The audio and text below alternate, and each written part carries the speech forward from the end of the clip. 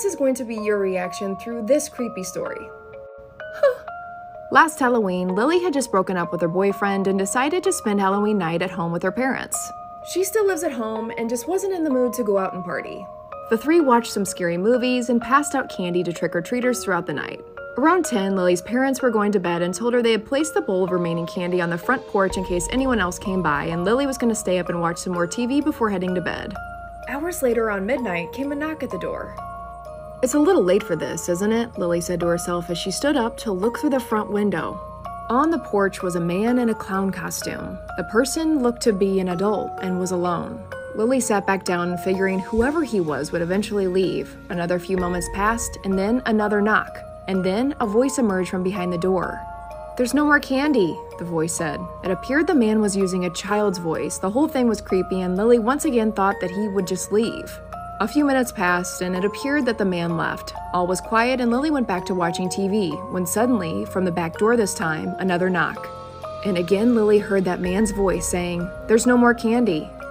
Lily looked through the kitchen to see that same man in that clown costume at her back door trying to look inside. Lily ran in to wake her parents to tell them, but when her dad ran out to open the door, no one was there.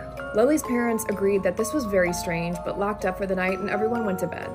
A couple hours later at 2:30 a.m., Lily was awoken to a voice coming from her front yard. Her bedroom faced the street. She slowly stood up, walked over to the window where she saw that same man in the clown suit standing in her front yard. He was repeatedly yelling, "Make sure you have enough candy next year."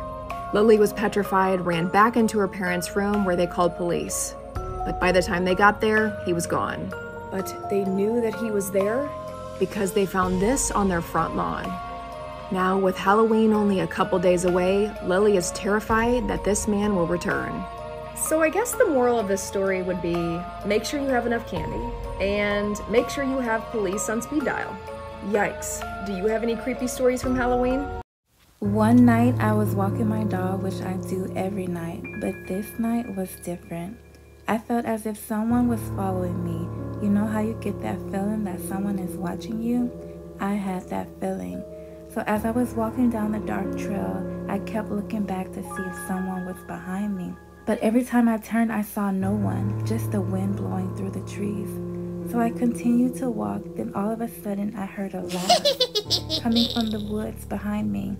I stopped dead in my tracks and turned towards the woods. Then my dog took off and ran in the woods towards the direction of the laugh. I called out for him, yelling his name. "Marley, come back! Marley, come back!" I was scared to go after him. So I waited, hoping he would come back, but he didn't. So I grabbed my phone and turned the flashlight on, pointing it in the direction of the wooded area to see if I can see my dog. But it was so many trees that I couldn't see anything. Then I heard my dog whimpering.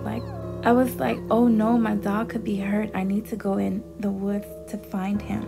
So I muscled the courage to go in after him. I was completely terrified, but I knew I just couldn't abandon my dog. So I started to walk through the woods.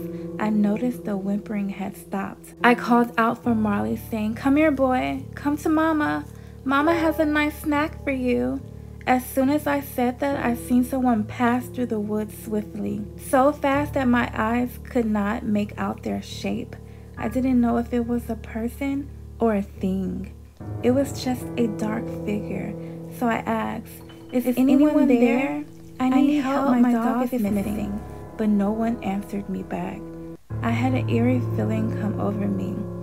What if this was the plan all along? What if the dark figure wanted me to come in the woods? What if it had me exactly where it wanted me? So as I was turning around to leave, I heard my dog whimpering again. But this time the sound of his whimpering was coming from behind me, as if my dog had made it out of the woods onto the trail again. So this means I was left in the woods all alone with the dark figure. So as I was walking to exit out of the woods, I felt something tap me on my shoulders. I was filled with terror. I did not want to turn around, but I knew I had no choice but to come face to face to whatever that was waiting on the other side of me. So as I slowly turned around with my eyes closed, I felt the presence of something tall, something great in stature.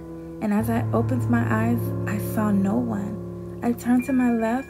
I turned to my right, still no one. Then I quickly jetted out the woods. To my surprise, my dog Marley was waiting for me on the path. I hugged my dog and checked to see if he was hurt, but he seemed to be fine. Me and my dog ran all the way home. Until this day, I question, what was it that tapped me on the shoulder that night? Looks like we'll never know. Susan was fighting with her husband Mike, and Susan had finally gotten the courage up to tell Mike she wanted a divorce, and Mike did not want a divorce. She pulled into the driveway of her one-story Cape Cod home. She went in the back door, and right away she saw a note that her husband had left. And the note just said, "Sue, I've had trouble sleeping. I've gone to the beach. I'll see you in a couple of days." And she noticed the first floor bedroom was really dark. And as she's staring at the room, a man she didn't recognize walked out from behind the bedroom door and started walking towards her. He had yellow rubber gloves on, and he was holding a hammer. For many people, the sight of a stranger inside of your home carrying a hammer would be enough to prompt you to turn around and run out of your house. But not Sue. She had been an emergency room nurse for the past 30 years. She and the other nurses she worked with trained regularly in self-defense, because you just never knew what was going to happen in the ER. And so here Sue was staring down this intruder in her house with 30 years of preparation for this moment.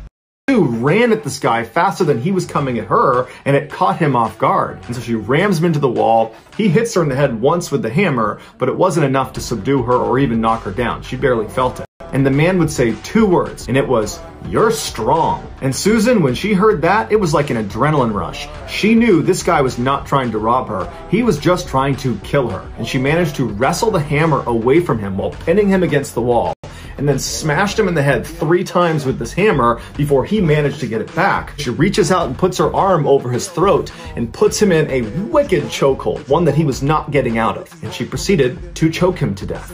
And her attacker turned out to be 59-year-old Ed Haffey. They discovered Ed's backpack inside of Susan's house, and in it was a notebook that contained instructions for what to do after he killed Susan. And one of those instructions was to call Mike. It turns out this Mike was Susan's husband. He had paid Ed $50,000 to kill his wife.